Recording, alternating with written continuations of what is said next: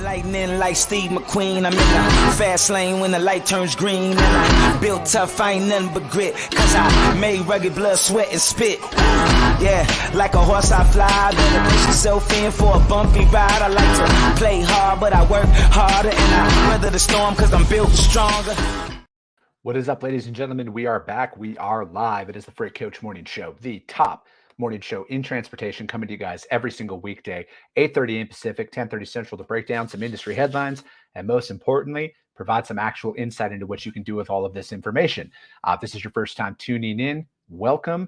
This is the real side of freight, ladies and gentlemen. And what do I mean by that? I mean, I only speak to transportation professionals on this show, as well as my twice a week long form podcast, you guys, because I want to put the right information out there that you can apply, utilize, and see a meaningful difference in your business, in your life. And I want it to come from the people who have done what you're looking to do or who are currently doing what you're trying to achieve, you guys. I think it's very important to learn from that. And then it's also, as you can see, I'm in a hotel room today.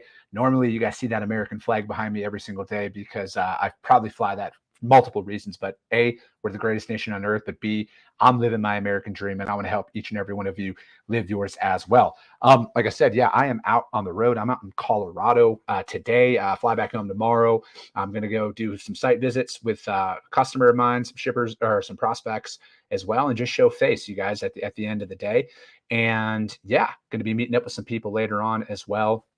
I think it's really important to get out there and do that. But before we go any further, you guys, as always, I got to give a shout out to my friends over at VHub, vhubapp.com.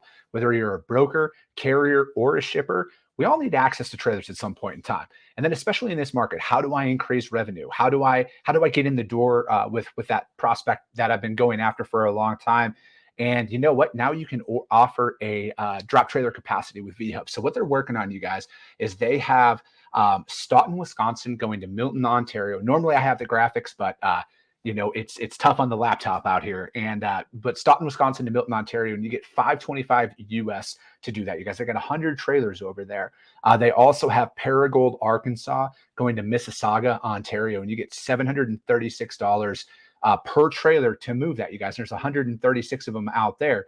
And then finally, they got 126 left out in San Diego, California, and they range from $1,100 to $2,200 per trailer to move, you guys. Like that, these are real numbers. And they have a roll-up doors as well as swing doors out there, going everywhere from out of San Diego, going to Texas, Arkansas, New York, Mass, New Hampshire, Arkansas, Illinois, Michigan, Texas, you name it, so hit them up, you guys, vhubapp.com. My friends, Stacy Seen and Zach Lonergan, they'll be in the audience. Just do me a favor. Let them know that the Freight Coach sent you. Comments are blowing up today. Tracy St. Clair, what is up? Good morning to you. She's watching over on YouTube, you guys. I stream over there. Just look up for the Freight Coach, and you can find me on that platform. Corey Ritchie, good morning, sir. Good fucking morning. Let's go. Sonny Sharma, I love it. Adolfo Rodriguez, buenos dias, ¿cómo estás, señor? Let me see. Philip Redicop, good day, all.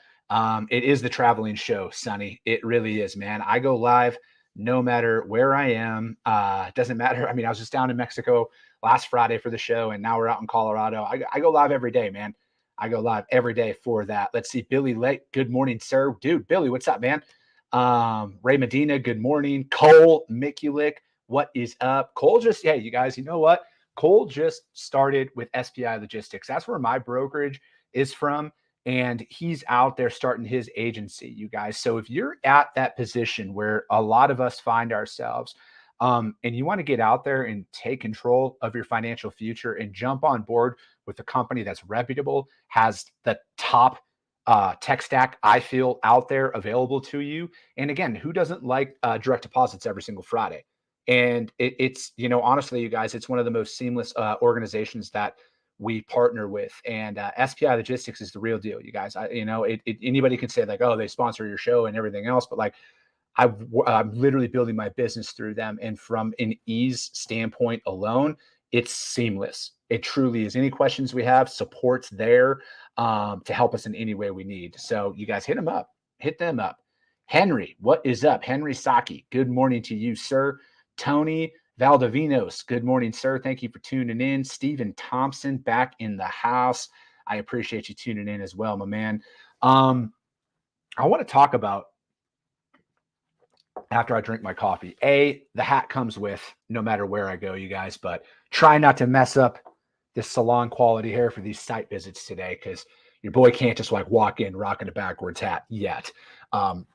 But the importance of getting out and visiting your customers. And my friend Chris Brewer with River City Logistics, he's been on the show a bunch of times, and I love the guy. He's a really good friend of mine, and I love his style and his approach to things. And he put a post out there yesterday about the value of going on site and with people, or just like showing up at places too, and how nobody does that anymore. Like, that was the sentiment. And I know pre last couple of years, people were more inclined to get out and visit people in person, and then they just stopped, right? And I think that, and then Will Jenkins posted something about this morning too, that it honestly just had me rolling. I mean, it was I couldn't agree with this post more, but it was talking about automation and tech and everything, and how like people are reverting away from what we actually do to try and, I mean, I bring, I think of the movie Joe Dirt, and he's trying to like check in. He's like, Joe Dirt, and the guy's like, don't try and spice it up, Dirt. I feel like the exact same thing applies to freight brokerage, right? Like, we're just human beings. And if you're going to do what everybody else is not willing to do, because in today's day and age, like, again, I'm a massive fan of automation. I'm a massive fan of streamlining and like increasing my capabilities. But I also know that people are going to work with me because they like me. And that's what I really want to deliver in that message of going on site, and just removing the fact, like, yeah, I have technology, which is great, but like, they need to know that I'm a freight broker. They need to know that I can do what I am selling them on, right? Because at the end of the day, it doesn't matter if you're the largest freight broker in North America or the smallest freight broker in North America. We're all going after the same business. No matter how you try and spin it, you guys, we're all going after the same shippers. We're all going after the same carriers. But what's that great separator? What are you willing to do that nobody else is willing to do? And, results will always speak for themselves. And, you have to be willing to go on site. That's why I love Chris's post so much, because it's like, me and him will text about that. It's just like getting out there and just showing face. It doesn't matter if a door gets slammed in your face. They know you're a real person, right? And I think that like, with the emerging all the technology that's out there, and again, it's great, but like, having the wherewithal to realize that human to human interaction is so key. And I talk about this a lot, that 95% of my day should be automated as a freight broker. It really should. I shouldn't be manually quoting loads. Shout out Green Screens. Check them out, you guys. I use them in my business right now. Yeah, they're a partner of mine on here, but I've literally seen at least a 20% increase in freight one based off of their quoting tool. So again, that's automated. I was able to fill out an RFP in like 38 seconds on Green Screens. No joke. It was like 75 lanes, 38 seconds, done. And again, it's like, that should be automated though, right? And especially as you're building an organization, it's increasing my abilities and capabilities to go out and focus on what matters most. And that's going to be my customers knowing that I give a shit about their business, because I say this often on the show. This is how I feed my family. This isn't a game to me. I'm not out here risking anybody's business or livelihood to try and make a buck. For me, I want to focus on the fact that I want to add so much value to my customers' organizations that they don't question anything after a certain point. And that's earned one truckload at a time. I don't know if you guys can see that on that Freight Coach Logistics swag right there, but that's my company slogan. That's my company logo. It's one truckload at a time. Business is earned through that. And, it's so important to understand the process that comes along with it. And I know I briefly touched on this on yesterday's show, as well as like understanding that these things take time. This takes a lot more time than you want to build things up. And, price becomes secondary in time, right? When you've executed upon their business, when you've provided so much value to them that they don't question. I've had these conversations in my career where you're $300 higher than everybody else on every shipment that you quote. But when you say your truck's going to be there at 2:00, it shows up at 2:00 every single time. We don't question anything when we tender a load to you. And that is what you need to fight for, to establish yourself as a legitimate provider, a step above everybody else. in there. And, again, I do these little spiels every day because, I talk to a lot of people. I see a lot of things on social media. Some of them, most of the shit that I see on social media drives me up the fucking wall because it's so far from reality, at least my reality anyways. And I just want to sit here and talk about how I look at things and how I'm applying things out there in my day to day. Because unlike some people who create content in this world, I'm actually doing this. I'm in the trenches every single day. I've done the job that I talk about for 12 plus years at this point. I'm not trying to call myself anything other than a guy who's just trying to figure this shit out as I'm building up my book of business, my company, and my dreams, and laying that shit all out there for you. So that's my little spiel, as I like to put out there every single day. But yeah, let's break down some articles. How about this? April Maroney, what is up? She says, preach. Let's get after it, coach. Good to see you, April. All right. Let's go to the first article we are going to break down. And I brought this one up because of all of the, oh shit, the lighting's kind of bad, but you guys see my face enough. I mean, first article, ttnews.com. All the articles that I do break down, you guys, I put the links up on the Freight Coach YouTube channel, as well as the Coffee with the Freight Coach audio only replay of this, which is going to be available on iTunes and Spotify almost immediately after the show. And as always, if you guys go to those other platforms to check this out, do your boy a solid, subscribe, share, rank the show, you guys, because at the end of the day, if you guys see value, your network's going to see value in it as well.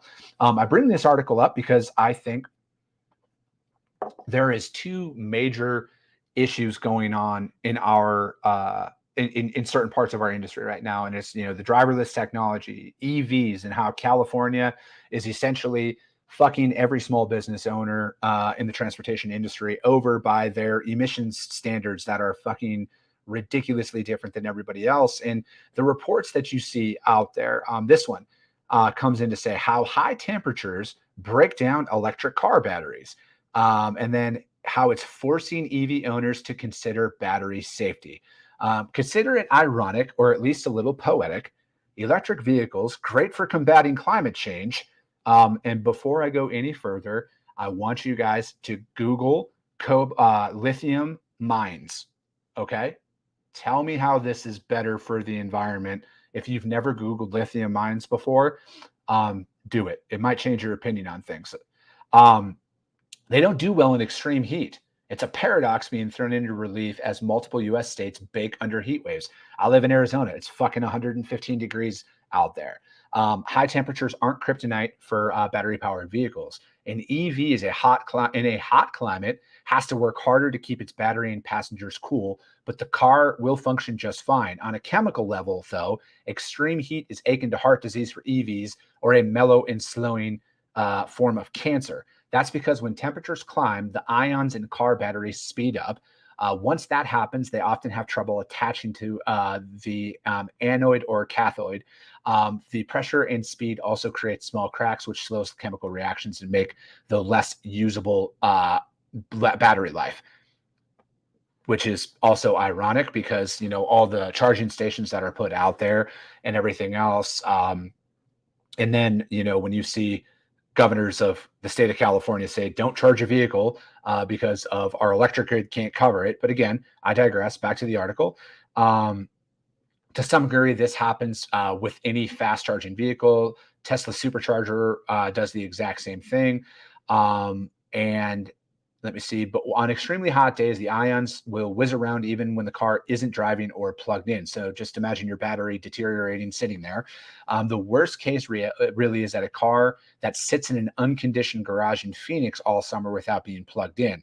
And who says Scott Case, who's a co-founder and CEO of Recurrent. They are a startup that generates battery health reports for EV customers and dealers that will cook the battery really quickly. If the car is plugged in, it can use charging power to keep the batteries cool.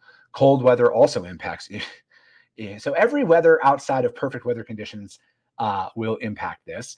The colder it is, the slower the chemical reactions will hold, but the losses are at short term. Come spring, a battery in snowy Michigan or chilly Maine will recover its full function, whereas heat can bring down maximum range. And then you can coach people, but you can't say don't live in Phoenix. That one feels a little bit unfair. As EV adoption progresses in tandem with rising temperatures, driver all over the world will have to get familiar with those out there. In particular, in the U.S., some of the highest EV levels of EV adoptions are in hot places. Cali, Florida, Texas, Arizona, and Georgia are home to 56% of the battery-powered cars. Anywhere I can find shade in Texas summer, I try and find it, said an Austin-based entrepreneur who boned up that battery chemistry and maintenance before buying his Rivian. It doesn't matter if I'm going to be in a grocery store for 10 minutes or 2 hours, better safe than sorry. Williams also follows a good rule of thumb. He only charges at fast stations when he has to, and always leaves his truck plugged in when it's parked in the garage. Seldom charges the battery past 80% and uses the app to open windows if he's away from the truck at a hot day. There's just so many things that, I mean, obviously, I will say this. There are a lot of research and development that is going to be done. Not everything has it all figured out, because it does go on to say manufacturers are competing on 3 axes: overall range, charging speed, and cost. They'll be accountable for a 4th axle, and that's how long will these things last. Regulators in California are already weighing a proposal that would require a measure of battery health on each EV for sale. To date, some of the Recurrent's best customers are dealerships in hot climates. EPA range certifications are wrong on day one because they don't account for temperature variations. And, again, I bring this stuff up because of the legislation that's passed in certain states like California and others. And the fact that I just broke down an article the other day about how California, and again, it's very political about the states that are pushing for EV mandates and the states that are against them. There's no other way to put it, because there's like 18 or 19 blue states that latched on to California in this to have an EV mandate. And again, it's just like, there are so many other factors to consider besides saying we need this done by 2035.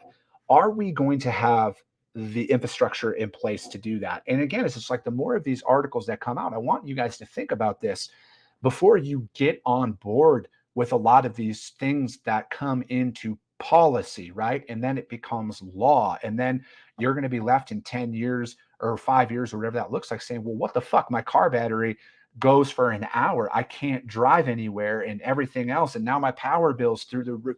There's a lot of recurring things that people don't think about. And it's all under the guise of, oh, it's saving the environment. Again, go back to, if you've never researched what a lithium mine looks like, go back and look at this. All of these things that are alternative energies. And again, I want to preface this by saying I am not against anything other than a government telling us that we have to have this. Okay. I don't believe in that's far government overreach, in my opinion. You have to have this truck, this battery powered truck. You have to have a solar powered home. You have to do this. Again, research all of this stuff, because again, like all these solar farms that are being built up, what did that do to the local vegetation and local animals that are in there that are now displaced? Is that really better for the environment? Again, think about these things through before you just blindly get on board. If you want to support EV, more power to you. If you want to buy an EV, more power to you. Do you? I just don't think that the government should fucking tell us that you have to do this. And this article is very much more proof that they are nowhere near ready to have this laid out the way that they're marketing it. Okay, so think about these things, because if it's going to happen in cars, it's going to happen on trucks and everything else. And they're, just think about this before you just blindly jump on board. Formulate your own opinions. And, as always, ttnews.com, how high temperatures break down electric car batteries. Yeah. And then Sonny Sharma, they have no idea what they are doing. He says, fuck Newsom. They have no idea what they are doing. I can't argue with you, Sonny, or they do know what they're doing. And that's even scarier. I don't know which one's worse. All right. Next article. We are going to talk about a little M&A activity that went on yesterday. And this was Redwood acquires Rock Farm Supply Chain Solutions. Again, I think that these are going to every this is just the beginning of this. And I'm sorry, Adolfo says change is coming. We get on board or we get left off the train. Every ice manufacturer is retooling. Yeah, I mean, it is Adolfo. Change is coming, and again, I'm not against battery anything. I just want to make myself very clear. I am against, yes. Adolfo says, I agree with the government and it's get ahead of themselves, but we have to look at tech and how to better implement it. I agree, man. I just feel like my stance is as long as there's an option for me to buy whatever vehicle I want to buy, instead of them saying I have to do it this way. That's my big thing with everything, man. I just don't feel like the government shouldn't tell anybody what to do at the end of the day. That's not what they're there for. Next article, you guys, that we are going to break down is it is about this M&A and how I think that these things are going to continue, right? I think that there's going to be people who are going to just get out of the industry because they're sick and tired of everything, the market downturns, or they just mismanaged finances and everything else, and they can't raise any more capital, so they're going to look to sell. And this one is about Redwood. And Redwood Logistics said that it has acquired Rock Farm Supply Chain Solutions and Global Distribution and Logistics, a move that their CEO said will enhance the company's geographic scope and add strong customer base for what it termed modern 4PL services. I just need to trademark every PL from 5 to 70. Based in Dubuque, Iowa, and founded in 2008, Rock Farm is a strong on the upper Midwest and Northern Plain areas where Redwood's presence isn't as strong, said Mark Yeager. He's the CEO over at Redwood. He pointed out that Rock Farm adds international freight forwarding, trade compliance, and customs brokerage capabilities to Redwood's portfolio. Redwood's North American footprint includes a sizable position in cross-border services with Mexico. And then under the 4PL services, a business outsources its entire supply chain management and logistics to one external provider. Yeager said Redwood's 4PL services focus on orchestration and go beyond the traditional execution capabilities of a third-party logistics provider. Three businesses are managed transportation, digital freight brokerage, and IT-driven optimization. Rock Farm has a long-established customer relationships, multi-year in nature. Yeager said, and they're bringing in great relationships. The combined entity will bring $5.5 billion in Redwood's total freight under management between its two 3PL and 4PL services. And Rock Farm brings a long history of integrating with Mercury Great.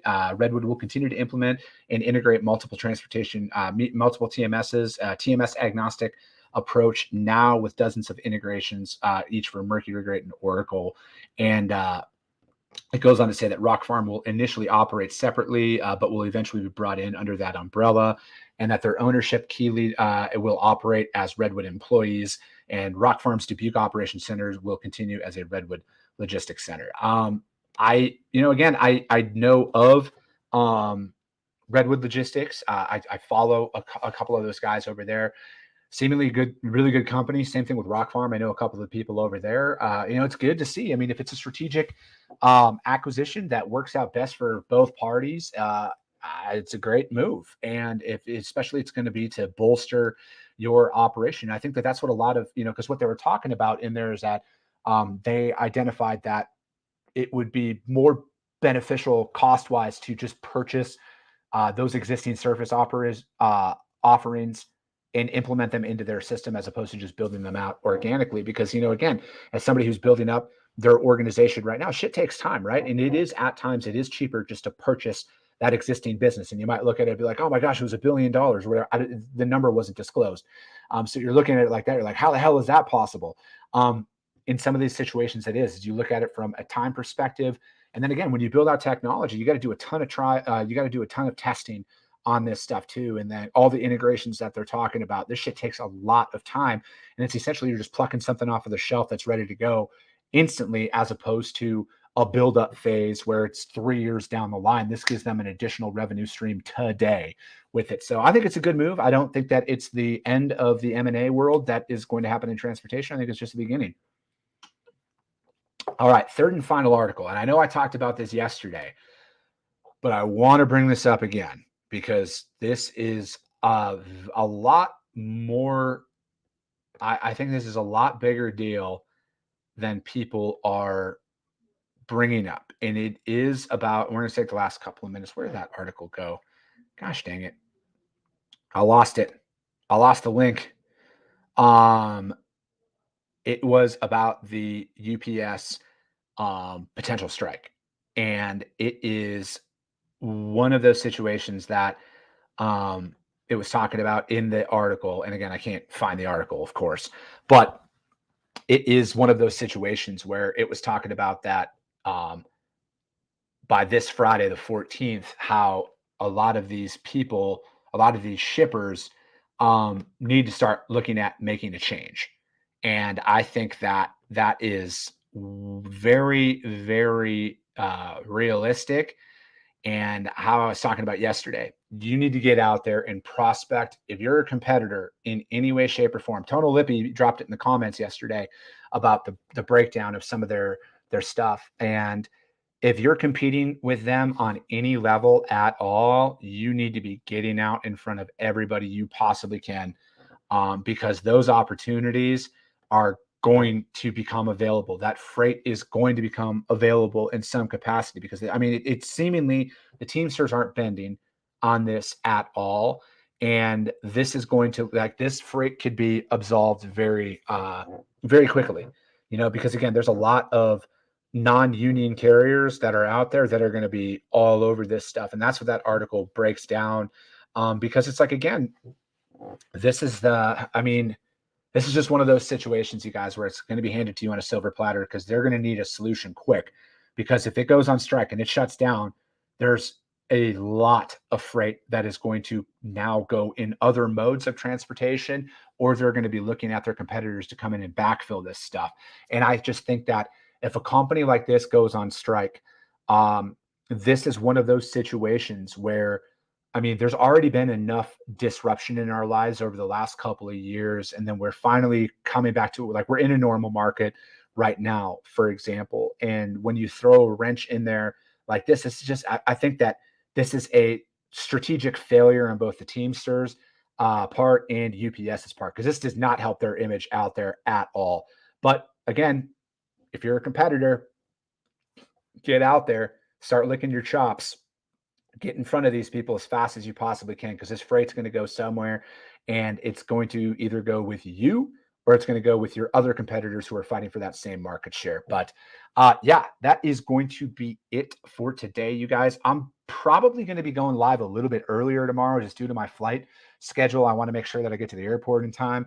And yeah, so I'll probably be going 30 minutes earlier tomorrow. So 8 o'clock Pacific is what that is. Yeah, 8 o'clock Pacific is what that is. So I'm going to do that. And yeah, we'll break down some more industry headlines. Who knows? I might have somebody on the show tomorrow. If not, but then just also the reminder, you guys, Friday show is Q&A. And it's Friday show is Q&A. Drop your comments in my DMs if you want me to answer them live on the show on Friday. Otherwise, yeah, we'll be back tomorrow. And Sonny, I appreciate that. Adolfo Rodriguez says it's total chaos with all these unions. He's pro unions except for this BS. Yeah, man, I think I've let my opinions know on this. Adolfo, it might be good for you to jump on the show if you're pro union, because I'm anti-union at this point. I really am. We can have a civil conversation about it. But yeah, it's maybe we should do that sometime, brother. All right, you guys, that's going to be it. I'll be on tomorrow. Like I said, I'll probably be on 30 minutes earlier than normal. But that's going to be it. As always, if you guys got value in this, subscribe and share the show. Rank the show, get it out there, because if you guys see value, your network's going to see value in it as well. I appreciate you guys. I love you guys, and we'll be talking to you soon.